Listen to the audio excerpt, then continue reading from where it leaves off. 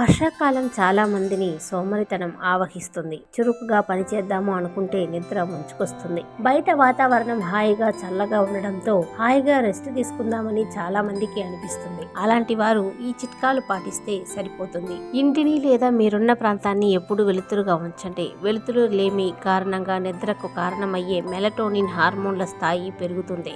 ఈ హార్మోన్ల కారణంగా సోమరితనం మందంగా ఉండడం చేస్తుంది. అందుకే ఈ హార్మోన్ల స్థాయిలు పగటిపూట పెరగకుండా ఉండాలి అంటే చాలా మటుకు పరిసర ప్రాంతాల్లో వెలుతురు ఉండేటట్లు చూసుకోవాలి.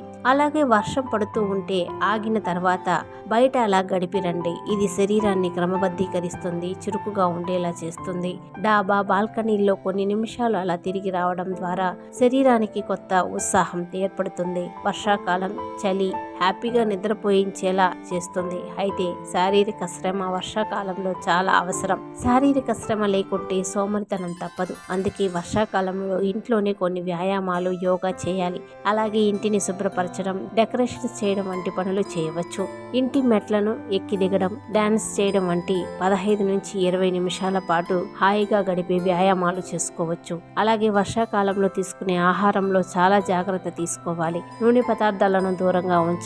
అజీర్ణ సమస్యలను దూరం చేసుకోవాలంటే నూనె పదార్థాలను తినకపోవడం మంచిది. దానికి బదులుగా కూరగాయల సూప్, పప్పు రకాలు, పండ్లు, సాలడ్స్, కూరగాయలు వంటివి తీసుకోవచ్చు. ఇవి శరీరానికి అవసరమైన శక్తిని అందిస్తాయి, అలసటను దూరం చేస్తాయి.